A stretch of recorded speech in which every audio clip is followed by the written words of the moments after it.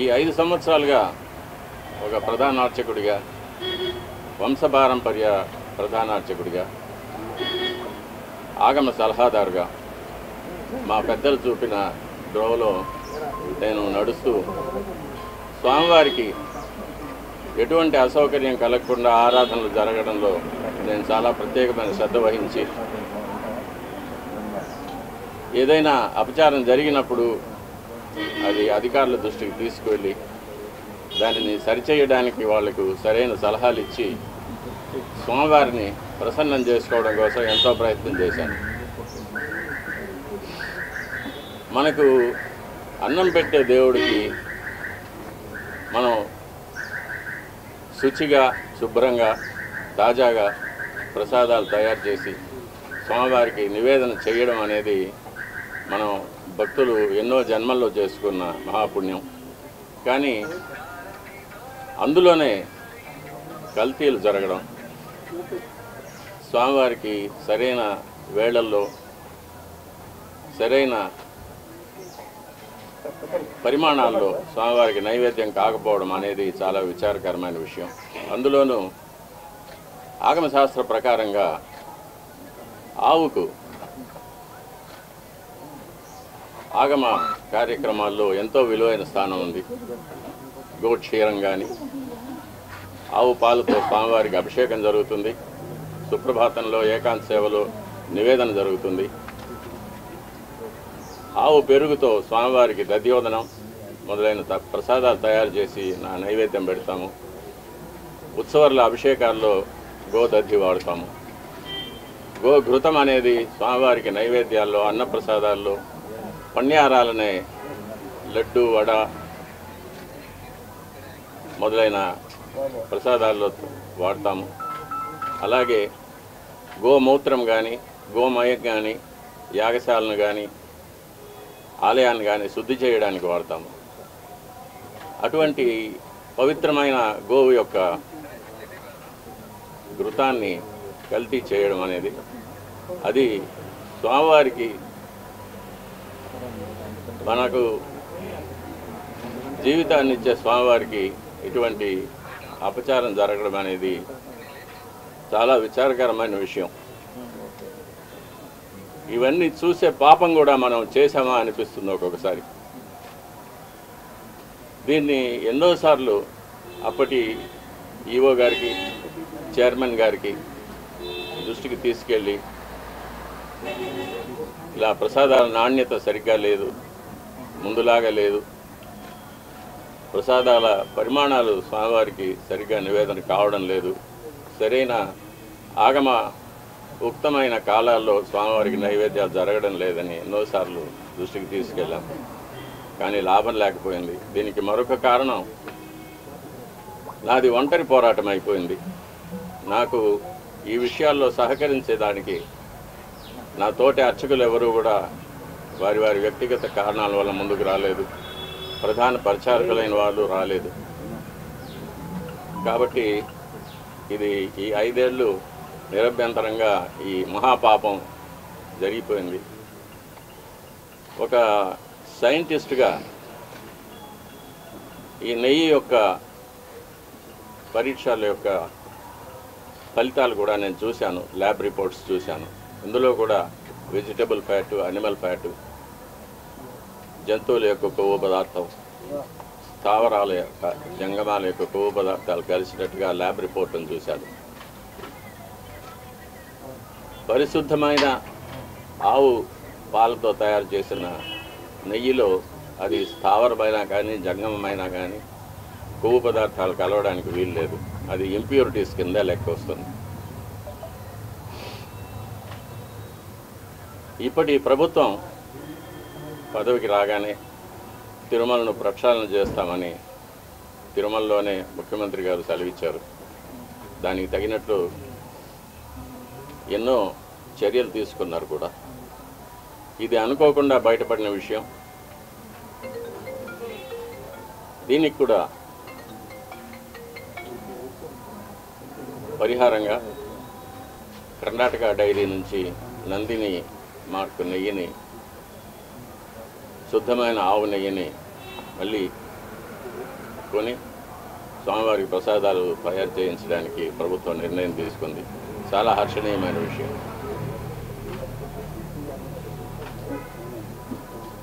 ఈ విషయంలో ముఖ్యమంత్రి గారికి విన్నపం, స్వామివారి మీద విశేషమైన భక్తి ఉన్నవారికి, ఆగమ శాస్త్రం మీద, మన సాంప్రదాయాల మీద గౌరవం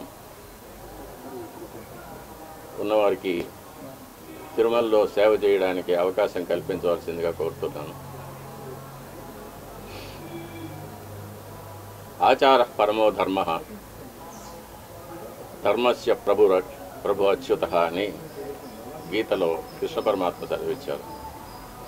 వైఖాన సాగమోక్తంగా జరిగే దేవాలయాలు ఎన్ని ఉన్నా కూడా ప్రతి దేవాలయానికి కొన్ని నిర్దిష్టమైన ఆచార వ్యవహారాలు ఉంటాయి. అటువంటి ఆచారాలు కాపాడడమే పరమధర్మం అనేది గీత ఉపదేశం. మన శ్రీవారి దేవాలయంలో అటువంటి విశేషమైన ఆచారాలు ఎన్నో ఉన్నాయి. అటువంటి ఆచారాలన్నింటినీ కూడా మనం మరి పెద్దలు ఎలా మనకు కాపాడి ఇచ్చారో అదేవిధంగా కాపాడి ముందు తరాల వాళ్ళకు మనం అందజేయాలి.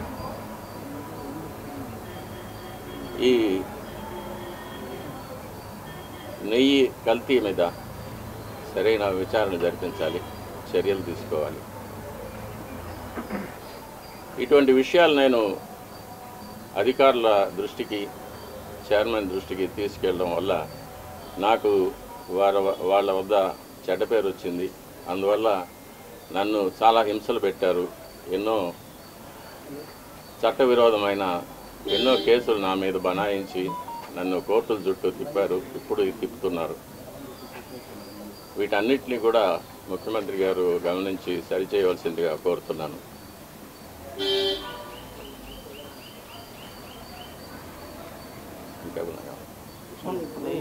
గత ఈవోగా పనిచేసినటువంటి ఎల్వి సుబ్రహ్మణ్యం తిరుమల అపచారం జరిగింది. ఏదైతే ఆ నెయ్యి ట్యాంకర్లు కానీ పోర్టు మొత్తం శుభ్రం చేసి సంప్రోక్షణ చేసి తర్వాత ప్రసాదాలు తయారీ చేయాలని చెప్పారు.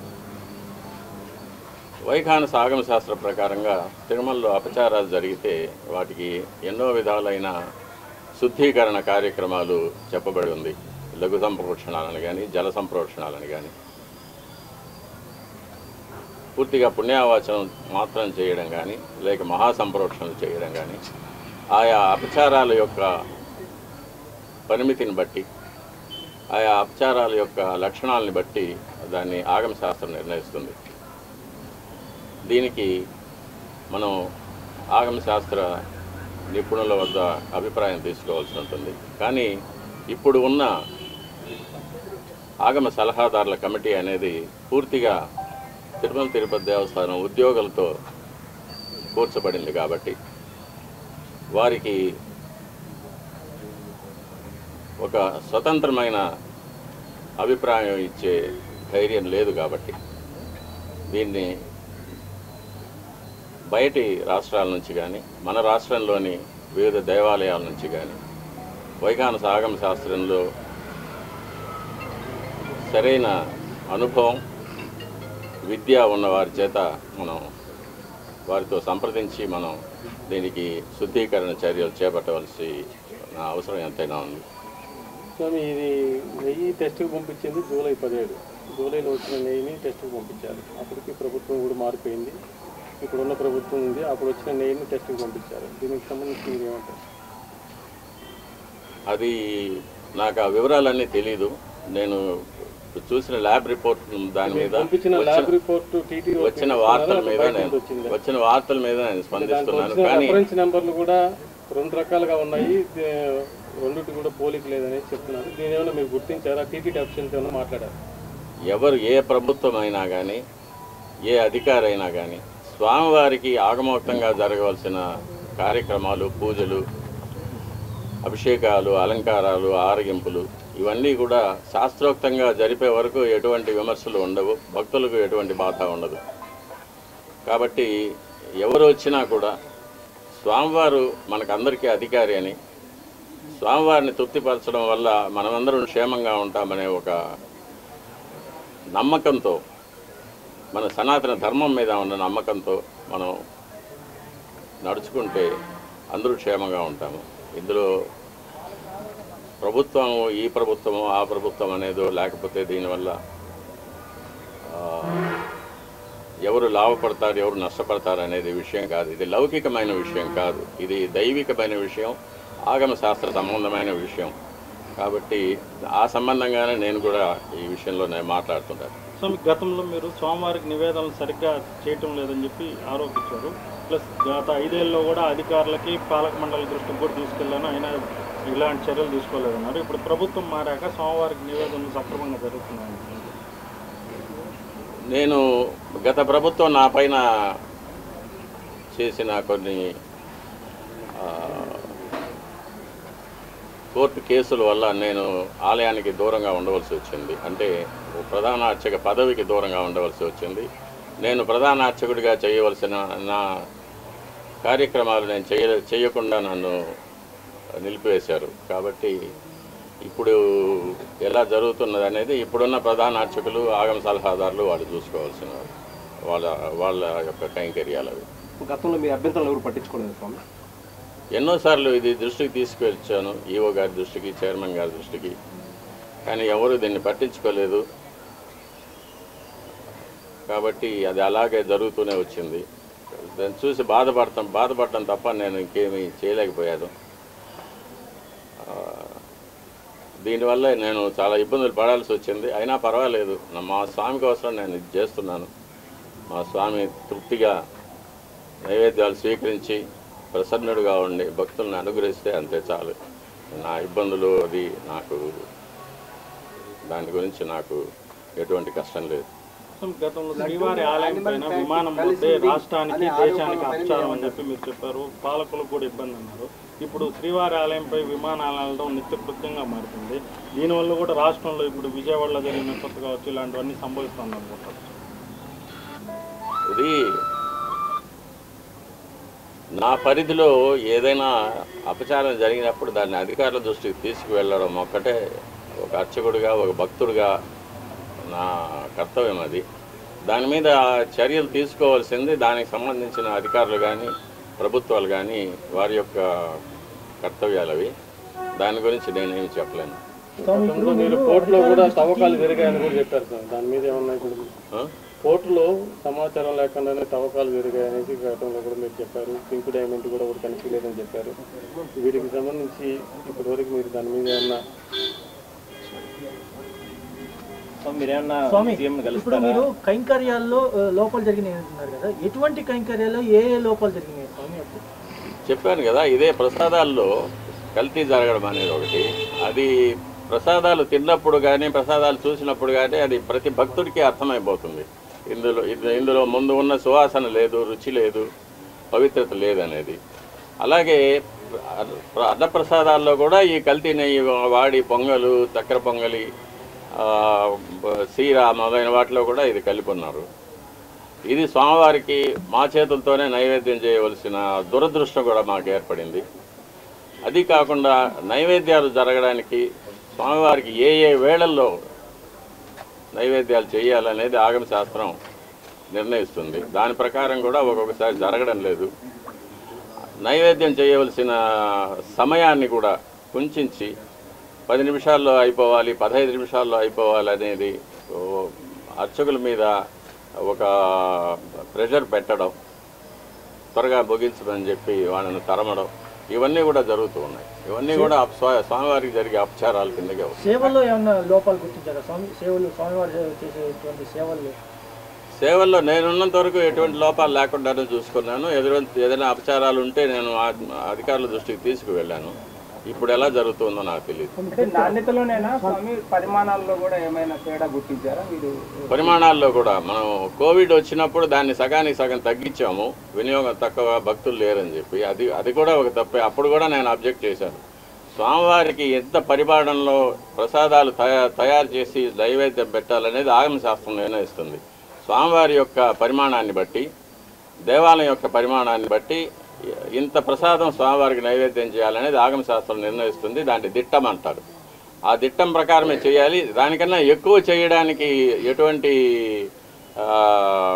అభ్యంతరాలు ఉండవు, కానీ చేయవలసిన దానికన్నా తక్కువ చేస్తే మట్టుకు అది అపచారం అవుతుంది.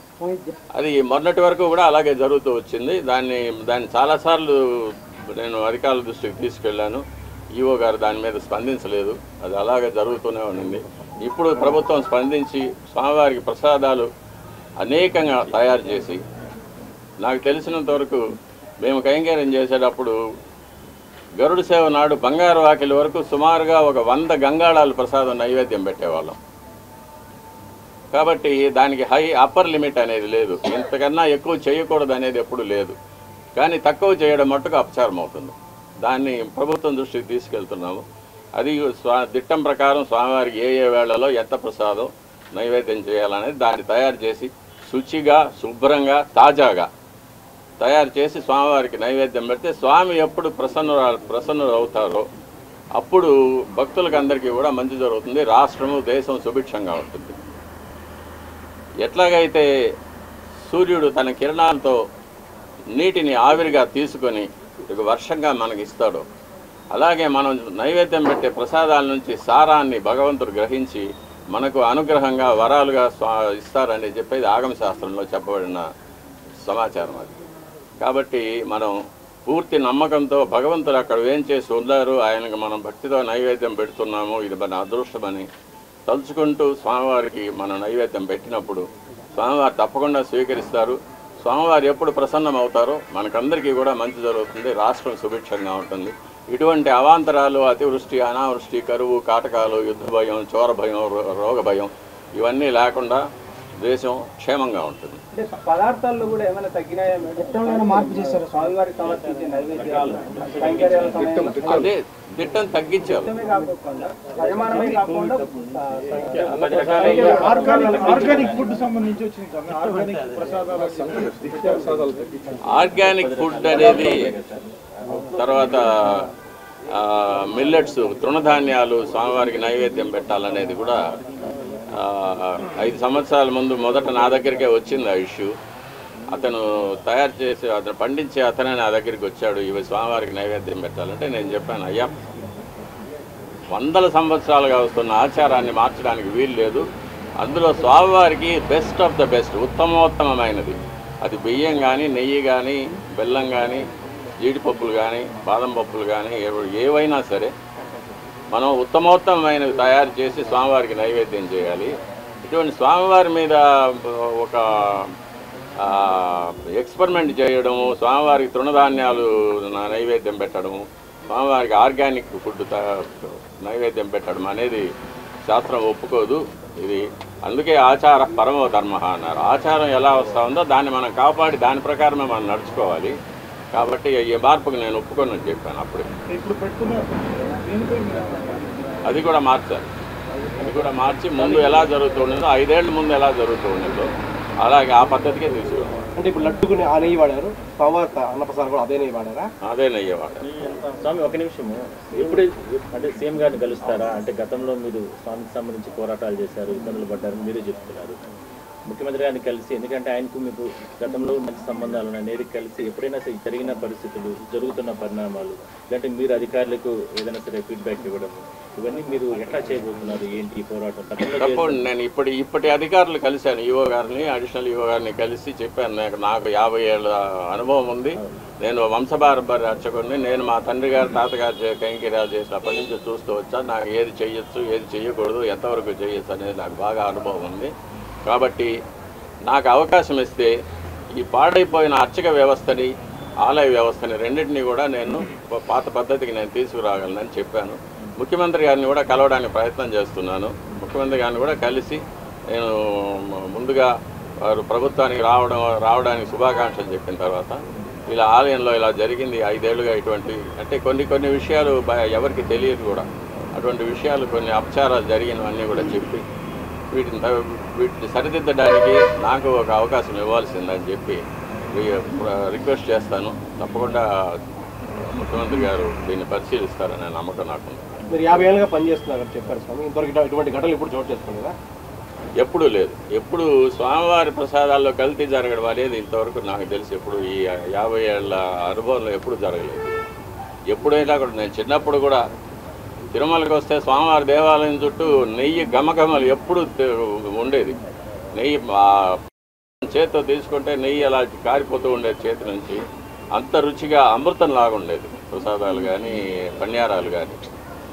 సమృద్ధిగా భక్తులకు అందరికీ సమృద్ధిగా ప్రసాదాలు పంచేవాళ్ళం. ఇప్పుడు అది కూడా లేదు.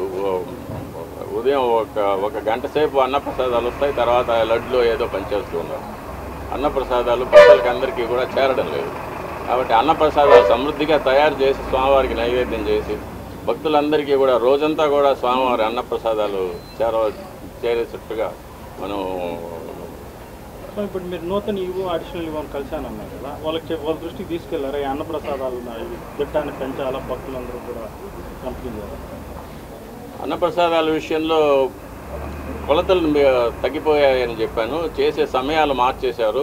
ఇష్టంగా ఆగమ శాస్త్ర ప్రకారంగా జరగడం లేదనేది చెప్పాను నేను. అవి కూడా సో మీకు గత కొంతకాలంగా స్వామివారి సేవకు దూరంగా ఉన్నారు, తిరిగి స్వామివారి సేవకు ఎప్పుడు వస్తారు అనుకుంటున్నారు? అలాంటి అవకాశం ఉందని అది నా మీద బలాయించిన అబద్ధపు కేసులు ఈ ప్రభుత్వం కనుక తీసివేస్తే నేను స్వామివారి కైంకర్యానికి తప్పకుండా వస్తాను.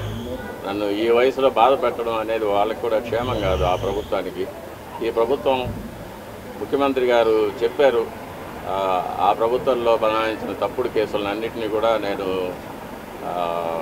తీసివేసి అందరికీ రిలీఫ్ కలిగిస్తాననేది. అందులో భాగంగా నాకు కూడా ఒక విముక్తి కలుగుతుందని నేను నమ్ముతున్నాను. అంటే ఇట్లా బహిరంగంగా చేయడం ద్వారా ఏదో అంతర్గతంగా విచారం చేసి జరుగుతున్న లోపాలను సరిచేయకుండా బహిరంగపరచడం ద్వారా స్వామివారి మీద ఉన్న భక్తి, అదేవిధంగా విశ్వాసం సన్నగిల్లేందుకు కానీ లేకపోతే హిందూ భావాలు దెబ్బతినేందుకు కానీ అవకాశం లేదనుకుంటున్నాను. అంటే నేను అధికారుల దృష్టికి తీసుకుపోవడం వరకే నా బాధ్యత. అది దాని మీద చర్యలు తీసుకోవడము, ఎటువంటి చర్యలు తీసుకోవాలనేది వాళ్ళు నిర్ణయించుకుంటారు. వాళ్ళ కారణాలు నాకు సంబంధం లేదు. నాకు మా స్వామివారి తృప్తిగా జరగాలి, స్వామివారి సంతోషంగా ఉండాలి, అందువల్ల భక్తులందరూ కూడా అనుగ్రహించబడాలి. అదొక్కటే నా దృష్టి. మిగతా వాటిని గురించి నాకు కానీ నెయ్యి విషయంలో గత పాలక మండలికి కానీ అధికారులకు కానీ తెలిసే ఇటువంటి పనులు చేశారని మరి వాళ్ళకి తెలిసే అన్నీ జరుగుతున్నాయి. ఎందుకంటే నెయ్యి అనేది చాలా పెద్ద పరిమాణంలో, చాలా పెద్ద కొలతల్లో మనం పర్చేస్ చేయాల్సి వస్తుంది. చాలా పెద్ద విషయం, కొన్ని కోట్ల రూపాయల విషయం. కాబట్టి అందరి దృష్టి, అధికారుల దృష్టికి తెలిసే ఇది జరిగి ఉంటుంది. ఎలాంటి నెయ్యి తీసుకోవాలనేది ఇక్కడ అధికారులు నిర్ణయిస్తారు, వాళ్ళే నిర్ణయిస్తారు. ఆ వెలలు పట్టీలు చూసో కొటేషన్లు చూసో వాళ్ళు నిర్ణయించి వాళ్ళు దాని పూర్వాపరాలు తెలుసుకొని వాళ్ళు నిర్ణయిస్తారు. కాబట్టి బాధ్యత అంతా వాళ్ళదే. ఇక్కడ టీపీలో కూడా వచ్చిన ప్రతి దాన్ని కూడా టెస్ట్ చేసే ల్యాబ్ ఉంది. దాంట్లో చెక్ చేసిన తర్వాతే ఇవన్నీ కూడా తీసుకుంటారు. లేదంటే రిటర్న్ పంపించే ఆచారం ఎప్పటి నుంచే ఉంది. అంటే గత ప్రభుత్వం కానీ అంతకుముందు ప్రభుత్వాలు కానీ ఇవేం పట్టించుకోకుండా వచ్చినవన్నీ తీసుకుంటున్నారు. ఏమో ఆ శాంపుల్స్లో కూడా ఏదైనా గోల్మాల్ జరిగి ఉండొచ్చు. పరీక్షకు వచ్చే నెయ్యి మంచి నెయ్యి పంపించి యాక్చువల్గా సప్లై చేసే నెయ్యి వేరే క్వాలిటీ పంపించి ఉండొచ్చు కదా. ఎందుకంటే అంతా అధికారుల పరిధిలోనే జరుగుతాయి. ఇప్పుడు ల్యాబ్ ఉండదు, ల్యాబ్ కిందకే పెట్టి పరీక్షిస్తే సరిపోతుంది. ఇక్కడికి టన్నులు కొద్ది లారీలు వస్తుంటే అన్నింటినీ ఇక్కడ పరీక్ష చేయడానికి ఉండదు. ల్యాబ్ని కిందకి దించి ఇబ్బంది ఏమైనా ఉంటుందా స్వామి? ఒకటి దీనికి అన్నిటికీ కూడా మళ్ళీ మనం వెనక్కి వెళ్ళాల్సి వస్తుంది. చిత్తశుద్ధి అనేది ఉండాలి. నిజమైన భక్తులు అధికారులుగా ఉండి అన్ని చోట్ల స్వామివారి భక్తులుగా ఉండి స్వామివారికి బాగా కైంకర్యాలు జరగాలని, నైవేద్యాలు జరగాలనే ఒక మంచి సామాజిక దృష్టి ఉంటే ఇటువంటి తప్పులు జరగడానికి వీలుండదు. మనం ప్రతి ఒక బాగా అన్నానికి ఒక మెతుకు పదం, ఒక మెతుకు పట్టి చూస్తే అన్నం సరిగ్గా ఉందా లేదా తెలిసిపోతుంది కదా. అలాగే శాంపుల్స్ నేను ల్యాబ్లో చేశాను కదా, పిహెచ్డి ల్యాబ్లోనే చేశాను. శాంపుల్స్ అంటే ప్రతి 10 లీటర్ల ద్రవం ఉంటే 10 లీటర్ల ద్రవాన్ని టెస్ట్ చేయలేం కదా. ఒక 1 ml 2 ml తీసుకొని టెస్ట్ చేసుకుంటాం, దాన్నే మనం ఆపాదించుకుంటాం. కాబట్టి ఆ టెస్ట్ చేసే దాంతో ఒక నిబద్ధత ఉండాలి, నియంత్రణ ఉండాలి. అధికారులకు ఒక సామాజిక దృష్టి, ఒక ఆధ్యాత్మిక చింతన, ఒక సనాతన ధర్మం మీద ఒక నమ్మకం, దేవుడి మీద ఒక నమ్మకం, స్వామివారికి అన్నీ బాగా జరిపించాలి. ఆయన మనకు జీతం ఇచ్చి, మనకు ఇల్లు బంగళాలు ఇచ్చి, కార్లు ఇచ్చి మనల్ని ఉద్యోగానికి పెట్టుకున్నాడు. కాబట్టి దానికి న్యాయం చేయాలి, మనం స్వామివారికి మంచి చేయాలనే దృష్టి ఉండాలి. అది ఉంటే ఇవంతా జరిగేది కాదు కదా. వాళ్ళు ఈ ప్రసాదాల మీద ఏమైనా స్పందించారా, లేకపోతే ఇటాటివి ఏమైనా మీ దృష్టి కూడా వచ్చారు? ఈ ప్రసాదాలు నా దృష్టికి వచ్చింది, నేను అధికారుల దృష్టికి తీసుకెళ్ళాను, కానీ వీళ్ళెవరూ నాకు సహకరించలేదు. అంటే ఈ రిపోర్ట్ వచ్చింది కాబట్టి మీరు స్పందించారు. ఇప్పుడు ఇంతకుముందు నుంచి మీకు 5 ఏళ్ళ నుంచి కూడా నాణ్యత తగ్గిందని మీకు తెలుస్తా ఉంది, కానీ చెప్పలేకపోవడం ఈ రిపోర్ట్ చెప్పాను నేను దృష్టికి తీసుకెళ్ళాను. ఈఓ గారికి, చైర్మన్ గారికి దృష్టికి తీసుకెళ్ళి చెప్పాను. దానికి మెకానిజం కూడా టీటీడీ ఉంది. కేవలం నెయ్యి మాత్రమే కల్తీ అయిందని చెప్పేసి అనుకుంటున్నారా? అన్ని వస్తువులు సరైన తనిఖీ లేదు. ఇంతకుముందు రిపోర్ట్లో జీడిపప్పు కూడా పురుగులు పట్టింది వచ్చిందని దాన్ని రిజెక్ట్ చేసి ఉన్నారు. శనగపప్పు అన్నిట్లోనూ కల్తీ వస్తుంది, కల్తీ వచ్చింది, రిపోర్ట్లు ఉన్నాయి. ఈ 5 yearsలో ఘీ పర్చేజ్ చేసినటువంటి టీటీడీ ప్రతి ట్యాంకర్ని కూడా క్షుణ్ణంగానే ల్యాబ్ రిపోర్ట్ తీసుకుంటుంది, ఆ తర్వాతనే అలౌ చేస్తుంది. మరి ఇప్పటి వరకు అన్ని రిపోర్ట్లు కూడా అనిమల్ ఫ్యాట్ ఉన్నట్టుగాను, వెజిటబుల్ ఫ్యాట్ ఉన్నట్టు కానీ ఈ అన్ని రిపోర్ట్లు బయట పెట్టాలని ఎవరైనా డిమాండ్ చేస్తున్నారా? లేదంటే ఇప్పటి వరకు అఫీషియల్స్ ఎవరు పరిధి కాదు అది. ఇప్పటి వరకు కూడా ఎవరు అఫీషియల్స్ స్పందించకపోవడాన్ని ఏ విధంగా చూస్తారు? అది నా పరిధి కాదు. నేను చూసింది చెప్పాను. 5 ఏళ్లుగా నేను దాని మీద పోరాటం చేస్తూనే ఉన్నాను, కానీ ఎవరు దాని మీద స్పందించలేదు. ఇప్పుడు బయట వచ్చింది కాబట్టి దాని మీద అందరూ స్పందిస్తూ ఉన్నారు, అందరూ మాట్లాడుతూ ఉన్నారు. ఇది చాలా రోజులుగా జరుగుతుంది. ప్రసాదాల నాణ్యత కానీ, ప్రసాదాల పరిమాణంలో కానీ, ప్రసాదాల యొక్క కాల వ్యవధుల్లో కానీ అపచారాలు జరుగుతుందనేది నేను ఎప్పటి నుంచో చెప్తూ ఉన్నాను, ఇప్పుడే కాదు. కానీ మీరు మొదట్లో చెప్పారు గోమాతని ఇండియాలో బాగా పూజిస్తారు దానివల్ల, కానీ ఇండియాలో మోస్ట్ మీట్ అనేది ఫస్ట్ ఎక్స్పోర్ట్లో నంబర్ 1 ఉంది. మీరు ఎలా అది నా సబ్జెక్ట్ కాదు, నేను మాట్లాడవలసింది కాదు. నాకు కావాల్సింది మా స్వామివారు, మా వైకాంత సాగము, మా స్వామివారి సంతోషం, భక్తుల యొక్క సంతోషం. అది తప్ప నాకు